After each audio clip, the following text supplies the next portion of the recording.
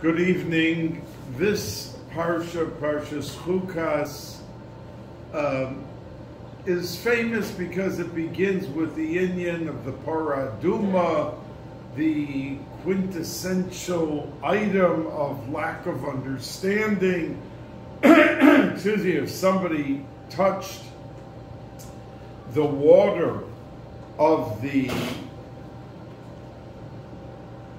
Efer HaPara, so he became Tameh, and if someone was Tameh, he became Tahor. So it was really a very interesting paradox. It was like a question as to the reasoning of how one thing could serve in the capacity of two realms diametrically opposed to each other.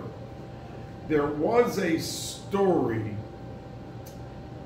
of around 130 years ago. There were in Europe, there were many, and in Russia there were many very wealthy Jewish merchants. They had a once a year get together, and many of them were not from. Most of them were not from, but they were Yidden. And one of their gatherings, when they came to do merchandising and meet with other chieftains in the business world, it came out that in the middle of the 10-day conference was Yom Kippur. And they encouraged everyone to come to shul, whether they knew what they were doing or not, but they were all Yidden. So they came to shul, and they sold the aliyahs and the kibudim. When it came to the psicha for Ne'ilah,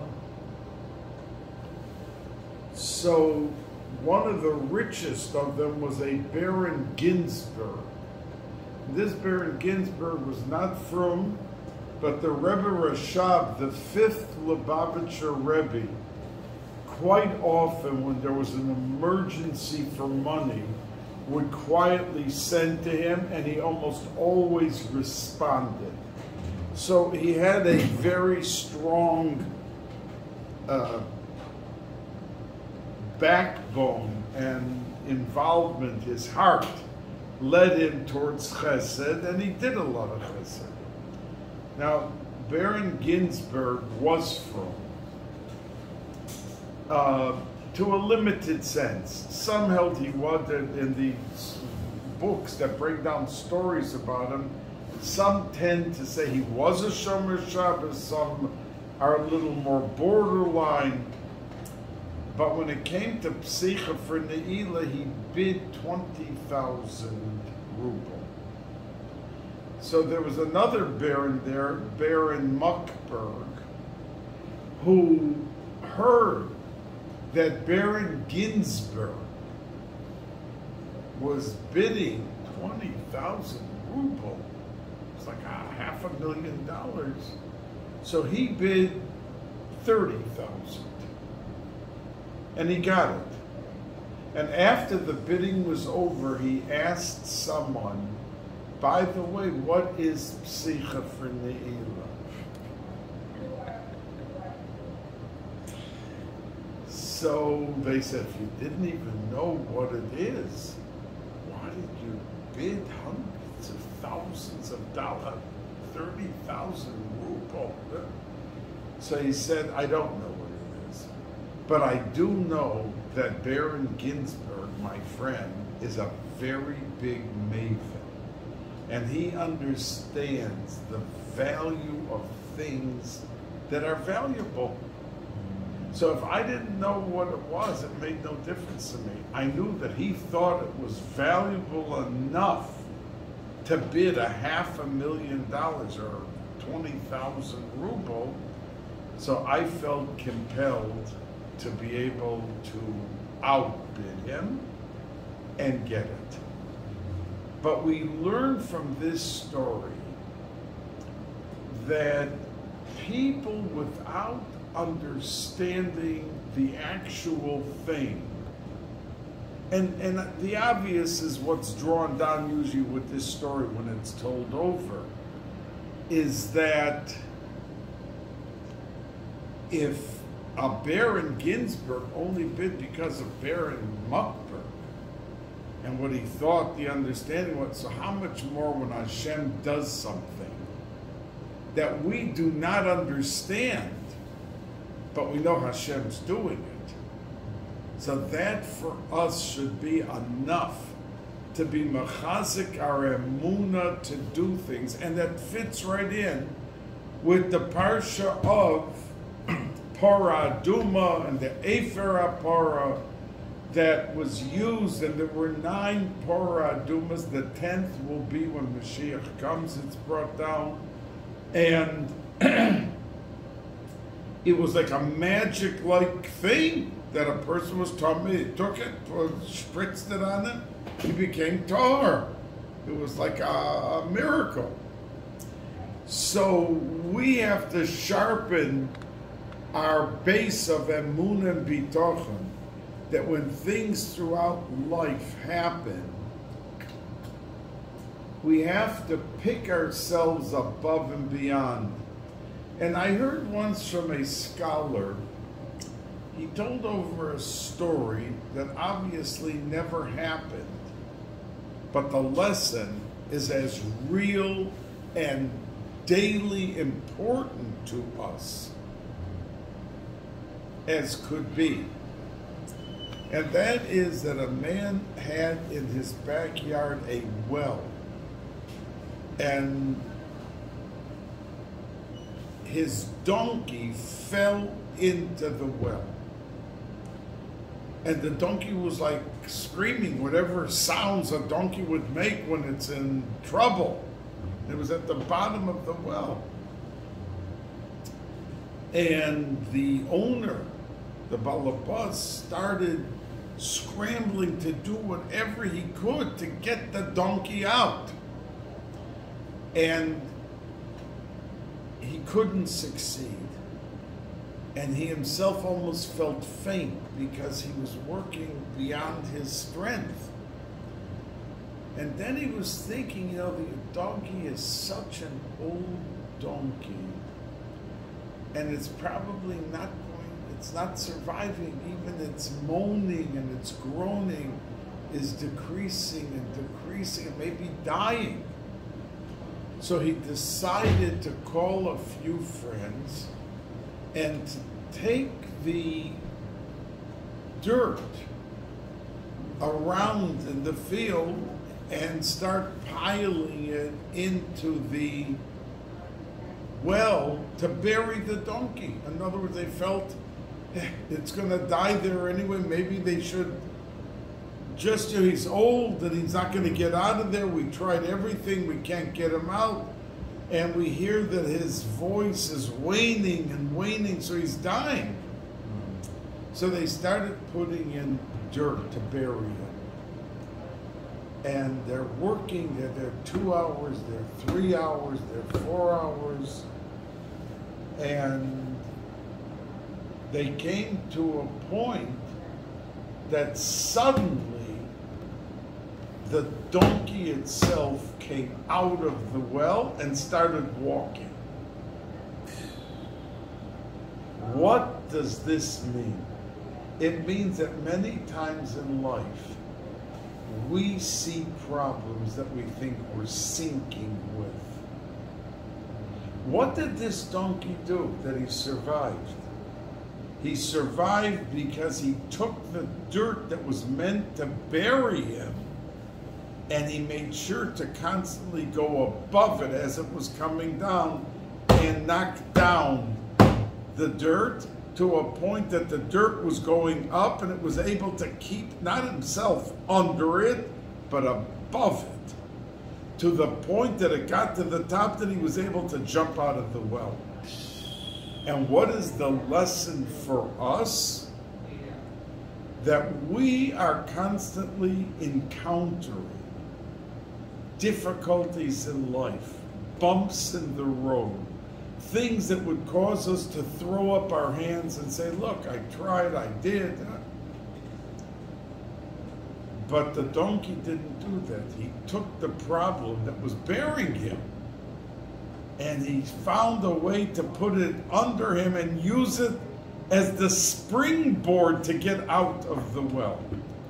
And many people take the problems in life and use the problem to push themselves above and beyond, to learn from the problem and to be able to deal with the problem.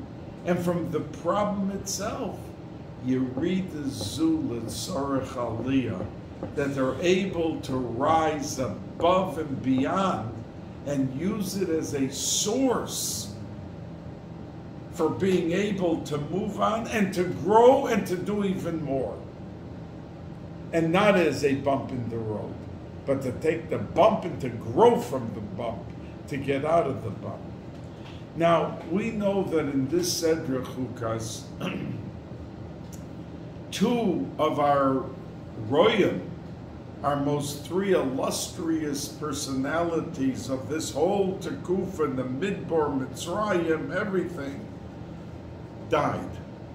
Miriam died, she was Nifter, and Aaron, both in Parshas Chukas.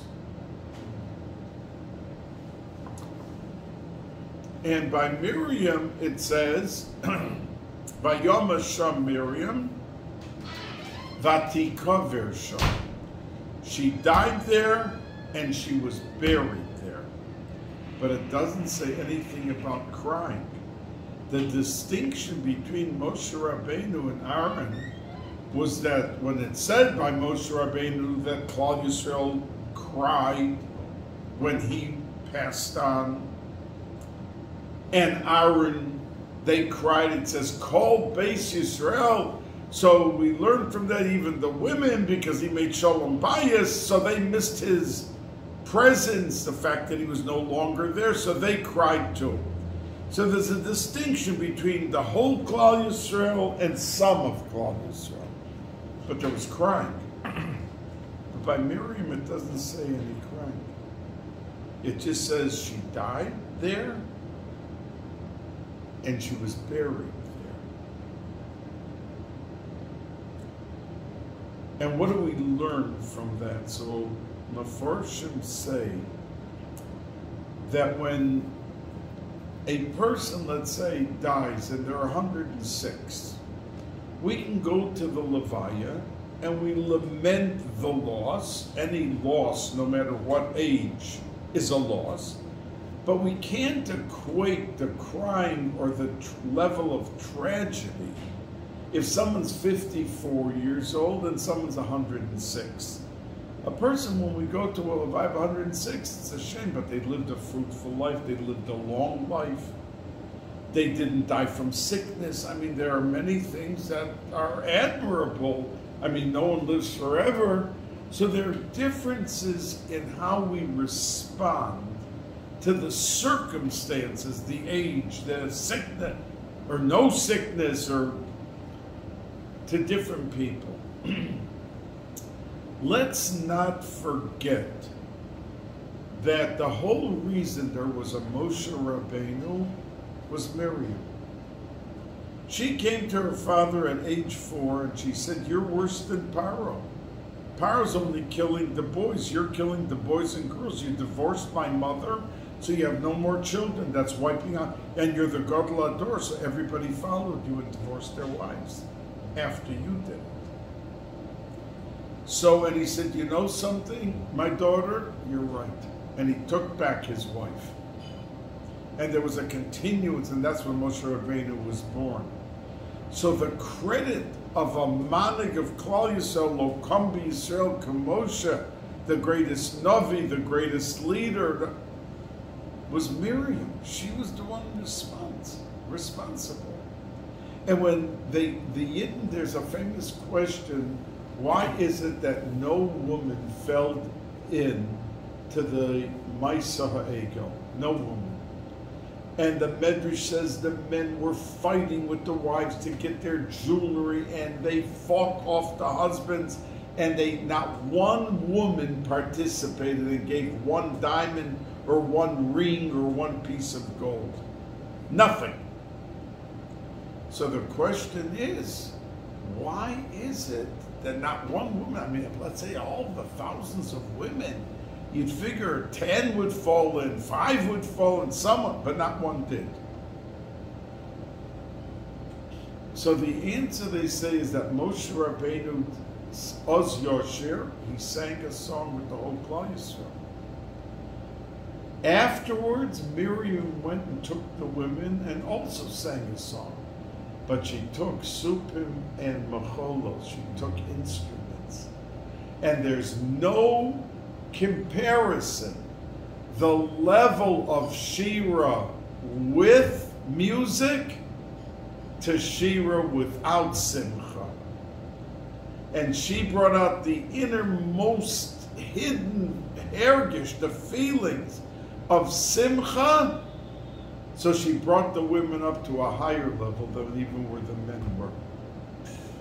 And that's how the women, and that's Chustam, unfortunately say, not one woman 60 days later, whenever shortly thereafter, that Moshe Rabbeinu was al Yam 7 days after they left Mitzrayim, and he was saying Oz Yosher, but Miriam took the women with instruments, and with instruments it brings out even a higher level of simcha, like the Zohar Kodesh says that the makom of zemer, of shira, is right next to the kisei hakavod. Because when a person sings a niggin, there's hergish. But when there's some instrument, there's something to it that adds a flavor that can bring out an extra inch of the innermost level of that simcha. We go up even higher. And she did that, and the Mepharshim say, that's the reason that not one woman, because they were riding so high that 40 days later, that 60 days later, because this is when they went al Hayam, and then 50, then they got the Torah, and then 40 days later they had the Egel. So 60 or 70 days later, but not one woman participated, not one, because of the simcha of the shir. Who was responsible for all of that? We're paying for the Chet Egel to this day. We're in Golus because of that. There would have been the Geula if they wouldn't have brought that Egel. Miriam.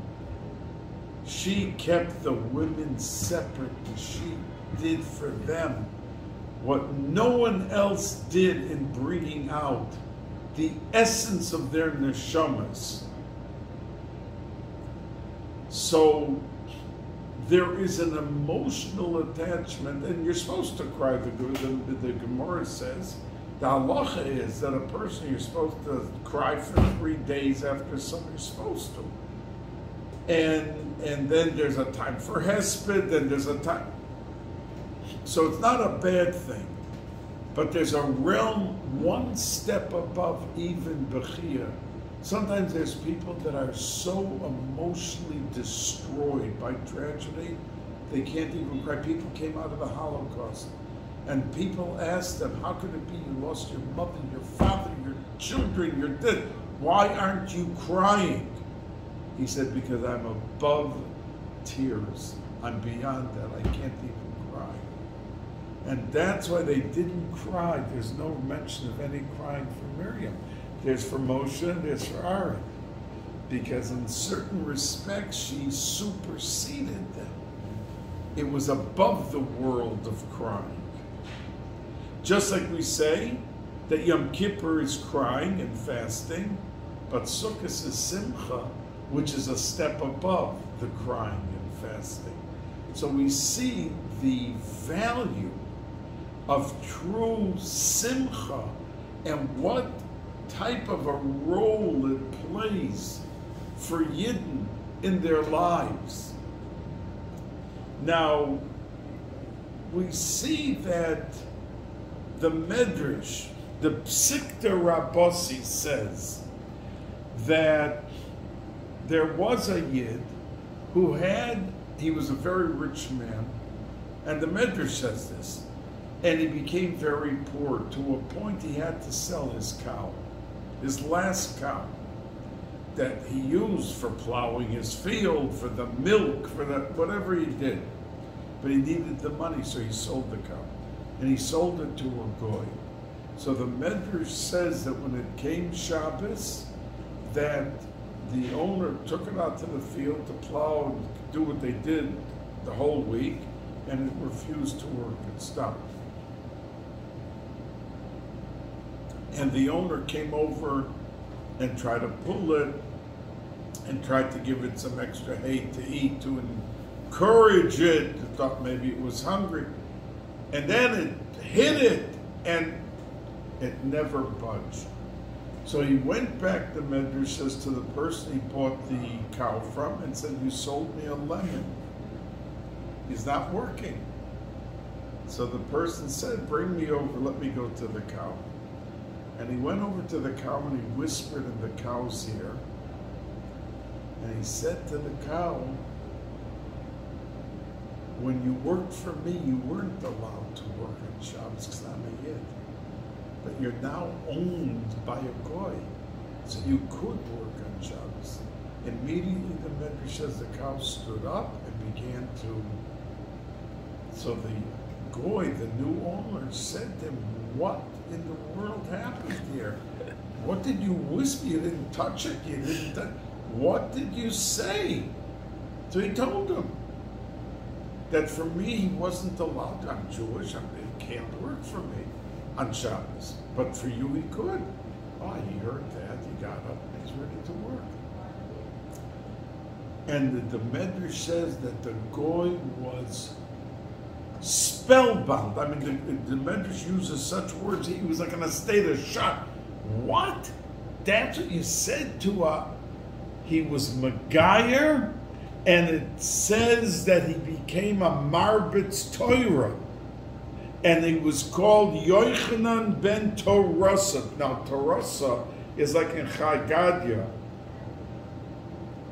that the word Torah in Chagadia, Asa Torah, the Kaval Lamaya, what that means his cow. Doesn't mean Torah like the Torah we learn. It means, in Aramaic, it means his cow. And this Yid was called Yochanan ben Torah, Torasa. That he was Yochanan, like the son of the cow, because he became a ger. And he learned all this Torah and taught so much Torah because he was moved and transformed that a cow, and he said it, the Medrash quotes what he said, that Madach, a cow that doesn't have much sense and all of that, understood the difference of what being a Yid and not a Yid, what you're allowed to do, how you have to live in this world and how you don't live in this world. So what about me? There's still hope for me, the man said, and he was Megayer and became a full-fledged Yid from it. So we see that even from a cow, like there's people that think that how do you make a Baal Tshuva? You sit down in a philosophical discussion, what's the purpose in life and what's life worth, and the hours of the day, what are we doing with them in this world for the short time that we're given to live here. But the truth is, that's not what's going to make him a Baal Tshuva. But if he comes to a Shabbos table and he sees that in his realm on a holiday, they're busy drinking champagne, half the people can't drive home, they're drunk, they're half drunk, and here a Shabbos comes, yes, from Mekadosh to Shabbos on wine, but then how the whole Seder HaDvarim, of how the Zmiris and the Divrei Torah, it could be from a setting like that, that's invited, the person's invited to a Shabbos meal, is more moved and it makes more of an impression, and many people became Balei Tshuva from being invited into the homes of people who invited them, and they experienced the Shabbos without the philosophical question and answers and discussion. So that was his, that if a cow could do this and that, then we certainly can, with our full capability of understanding, expressing, asking, answering. It's like a demand on us. And this, the Psik the Rabasi brings in this our parsha because of the discussion of the Parah Aduma. Now, the Medrash Shachar Tov says that when, in our Sedra, that when they were passing Edom, Moshe Rabbeinu sent them a message, let us pass through. We're not interested in taking anything from you. We're not interested, and if you want, you can sell us water, sell us some food, and we'll pay full price, so you'll have a profit. And Moshe Rabbeinu, instead of just asking, let us go through, which is what he wanted, he goes into a reminiscence of what we lived through in Mitzrayim. There's like 3 psukim, Vanitzak el Hashem Elokei Avosenu, that there is a background to our people. So the Meforshim say, what did he have to go into that for? Because Edom said, you rebelled in Mitzrayim, and you ran out. You ran out. So you're rebellious, so who says you're going to be in my country? You're not going to rebel, you're not going to do something wild also. So Moshe Rabbeinu went through these psukim to say, don't think we're a wild people. We worked enslaved, we were never paid, and it was HaKadosh Baruch Hu who pulled us out. And our recognition of our HaKadosh Baruch Hu is the guideline of how we deal with people and how we live in this world. And the Medrash, this Medrash Shachar Tov, says HaKadosh Baruch Hu Kiro Lios Korov Hashem, that from the Vanitzak, Moshe Rabbeinu was trying to convey that we don't come with swords and we don't come with guns. We come with the power of our connection to HaKadosh and our davening. And interesting, on this Medrash, the Vilna Gaon says that in Ashrei, every single line of Ashrei is a statement and then a vav with another statement. In other words, let's say if you go, Godol Hashem umahulo viligdu laso, that means he's great. Viligdu laso ein cheker. There's a beginning statement, and in that same line, there's another statement with a vav. And it's in every single line except for one. Korov Hashem l'chol korov, l'chol asher yikrahu v'emes. That Hashem is close to those who call him, and everyone who calls him out of sincerity and truthfully, honestly. There's no vav in that line, because that line deals with reference to tefillah, and tefillah can carry us above and beyond what we could ever imagine in our lives in its effectiveness. And as I've told you in the past, that there were tzaddikim who davened, they closed their Gemaras and they went and they took a Tillim. Talmud Torah Keneged Kulam, why not just continue learning in this? But the answer is because there's a place of effectiveness through tefillah and bakosha that even the limud Torah can't get. The schar for limud Torah is taka more. But when you need help and you need the key for salvation, that is tefillah.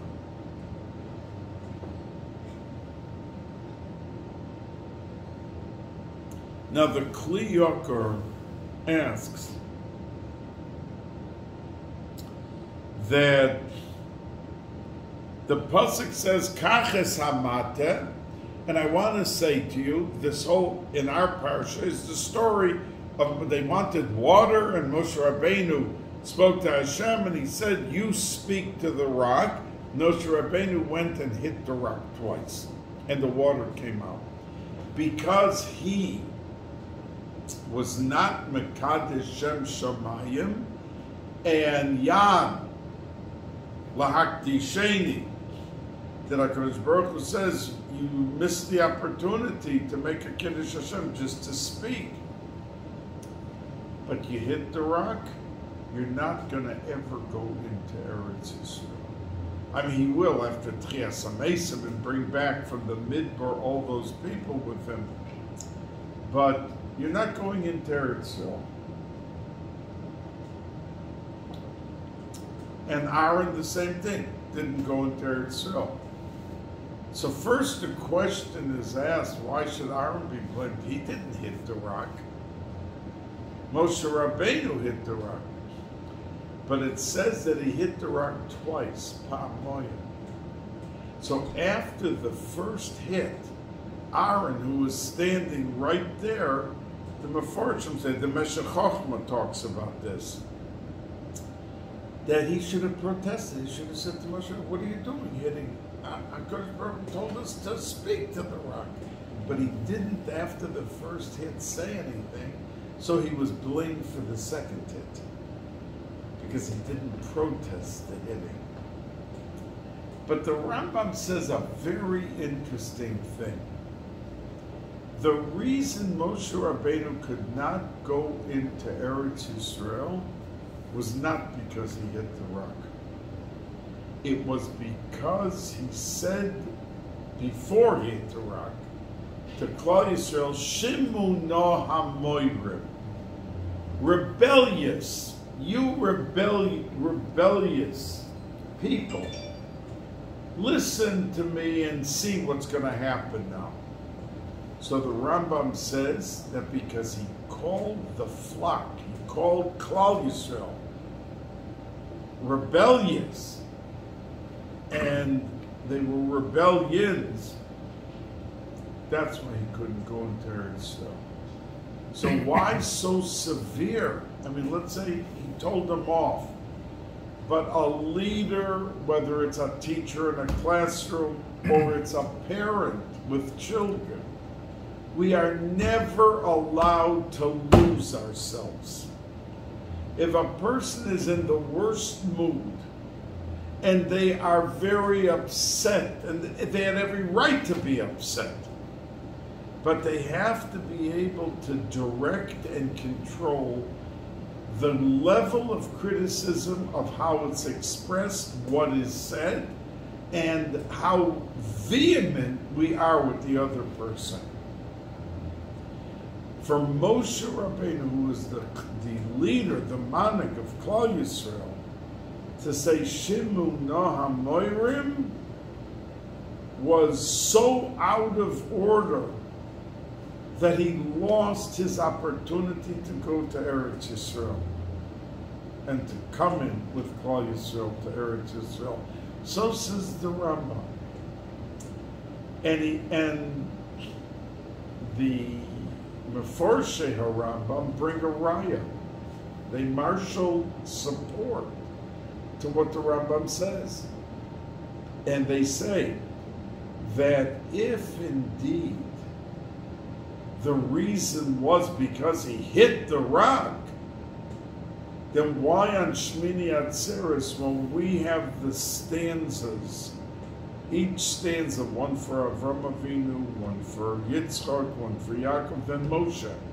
By Moshe we say, Al HaSelahach Vayetzu Moim. It's a supplication on Shmini Atzeres for water.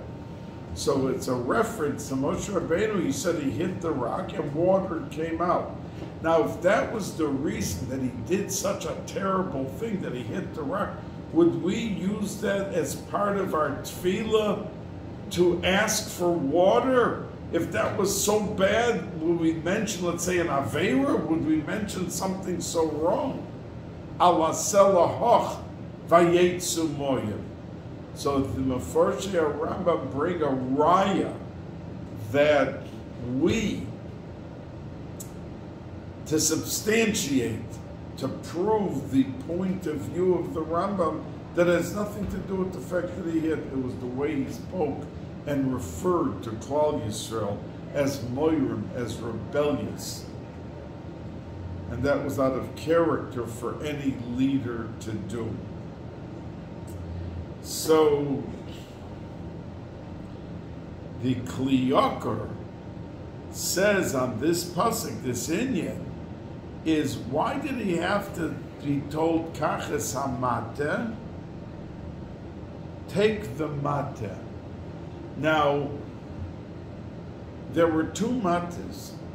Moshe Rabbeinu had a mate, and there was a mate from last week's Sedra, that after the story of Korach, that there was an unbelievable reaction. After Korach went on, you would have thought the people saw before their eyes how the earth opened and they went away, they would have done tshuva, they would have behaved. No. They were murmuring again. So HaKadosh Baruch Hu told Moshe Rabbeinu, tell every one of the princes of the Nesiim, of the Shvatim, take their mata, put it in the oil moed in the circle, and each mata had its name with its name of its shevet on it. And Aaron put for Shevet Levi his in also. And Hashem said, whichever mata, whichever staff will sprout forth and will be fruitful and have the almonds, the flowers, you should know he's the leader. And as a matter of fact, as we know, that Mate Aaron blossomed forth, and each one took their staff back home, and there was never another word. It was more of a powerful message than of the earth opening up and then falling in. This sealed the decision. And Rabbi Moshe Feinstein, Zechrono Livracha, always used to say that why does the pasuk say Vayiru Vayikhu Ish Mateu, that they all saw and they took their staff? Why should they're laying there on the floor? They were the losers in this competition.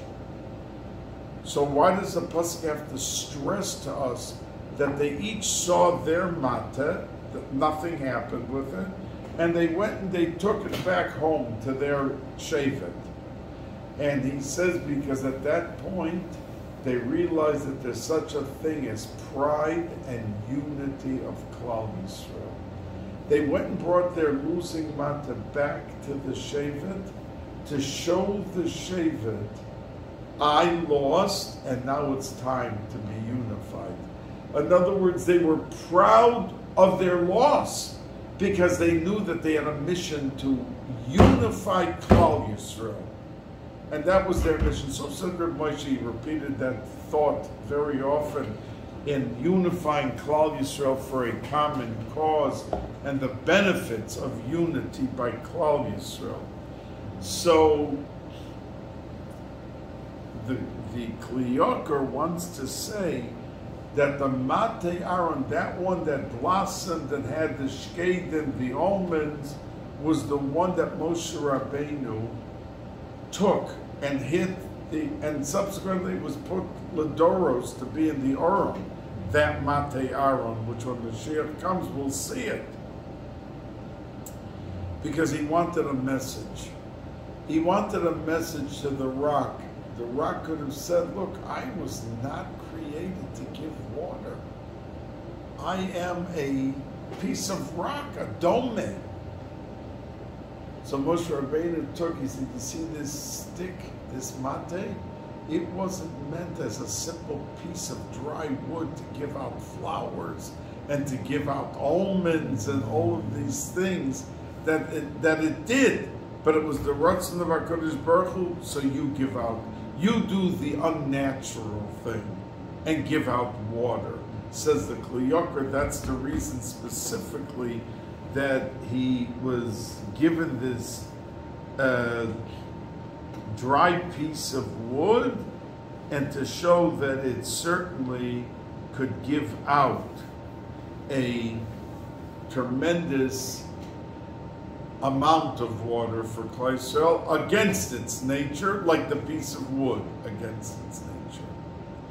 And we sometimes have to rise above an occasion. That means someone says to you, what are you trying to do this and this? The odds are against you. Look how many others tried this and they failed. Look at how many things you've tried and you failed. But a person has to rise above, and through great will, the willingness to achieve and to accomplish, that ein davar oimei bifnei haratzon, nothing could be an obstacle in your mission to succeed if you have 100% ratzon to do so. Now, there was a very beautiful idea expressed by the Shemen HaTov, Rav Weinberger, Zichrono Livracha, who was a Rav in Williamsburg of the Young Israel. But he has a Sefer, 5 Chalokim, Shemen HaTov, magnificent Divrei Torah. So he says, why is it that the Parah Aduma was used for Tomei Mace, especially? That was its mission. Someone who came in contact with a mace, they were being metired, they went to a Tahara, they found a body in the middle of the street, and they took it to the side, they became Tomei. Why was that the antidote and the cure? The Efer HaPara, to get the person out of the state of Tumah into, and why is it such a paradox? That means the way the whole halacha of what it is and what it represents is a question of not being able to understand. Shlomo HaMelech, who was the biggest chacham, and he understood, walked down the street, he heard two birds talking, and he understood what they were saying. And as the Medrash tells us in Shir HaShirim, that somebody came to Shlomo HaMelech and asked him to please teach him the sikh of the language of the birds. And the Shlomo HaMelech said, no, I don't want to do it. But he kept coming to him. So at the end he taught him. And he's walking down the street this year, and he hears two birds saying one to the other. The Medrash brings this. He said, one bird said, oh, look at that guy coming up the street. His house is about to burn down. So the Medrash says that he had inside information that the house is going to burn, so he ran to a real estate man, and he said, I'd like to sell you today my house. And he bought the house, and 3 days later, after it was a new owner, the house burned down. So he felt like I had the inside information. I heard what the bird said. Then, around a month later, he heard the birds talking and said, this man coming down the thing, his whole flock is going to die out from a sickness, all his cattle. So he heard that, he ran and he sold all the cattle. And by the new owner, 3 days or a month later, all the cattle died. In the meantime, he got the money because he sold them. And then he heard, the Medrash says, that walking down the street, two birds said, oh, you see that man? In another 3 weeks, he's going to die. So he ran back to Shlomo HaMelech and said, save me. That So Melech said to him, see, I told you I didn't want to teach you, because had you not known that you're going to die, something would have happened. You would have done tshuva on something and you wouldn't have died. But now I can't stop it. And he died in 3 weeks, the man. So there's things sometimes that we don't have to have all the answers and explanations. Tomim tiyeh im Hashem Elokecha, like the Ramban says, that a person has to live with his simplicity and his daily activity and not have all of the answers and not be able to understand everything that he wants to understand. So, where does this come from, says the Shemana Tov, with the paradox of not being able to understand? Because where do we have death from? It's from Adam. Once he ate, the world was not meant to have any death in it, or sickness, or anything. It was supposed to be a world of Gan Eden, a world of even higher Olam Haba. But he did the Chet. And what brought him to do the Chet? The Nachash said to Chava, V'yisem kelokim, you're going to become godly. Yodea tov v'ra, the difference of good and bad. Hashem doesn't want competition, so he doesn't want you to know everything, because he wants to be the only one to know and understand all the whys and all the nots, yes and no, and no. But he knows that if you eat from that Eitz Hadas, you are going to be like him, and you're going to begin understanding and knowing every answer and every question and every... So since what brought about death to this world was this, the thirst for knowing everything and never having a doubt and never not understanding, the kapara for that tumah that comes because of death is the para aduma, which we don't understand, which is a paradox. It's metayr the tameim, and it's metame, because once someone touched it, he became tamei, but he was able to effectuate a tahara for the other person, and we don't fully understand. Now,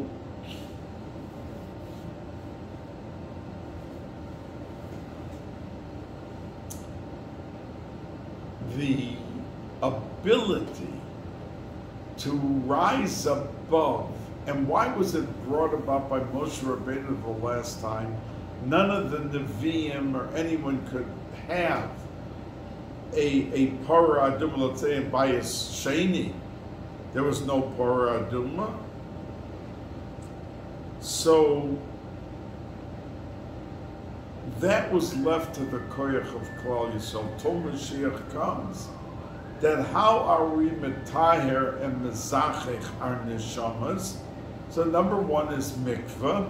Like the Baal Shem Tov said, a mikvah is not a mitzvah for a man, but there's nothing that brings him to greater tahara than the mikvah. And there's nothing that pulls down a person more than atzvus, than despondency. And it's not an aveira. So that's not a mitzvah, and it can still pull you up to the highest level, the mikvah. And the despondency, the atzvus, is not an aveira, but there's nothing greater that can pull you down further than that type of thing. So we go away with the idea of the mayim, and as a matter of fact, the Ber Mayim Chaim says, "V'dibartem el asela," that why did he hit twice the rock? Because if you take, there's such a thing as called a milui. That means when you have a letter, samach, it's not just the samach.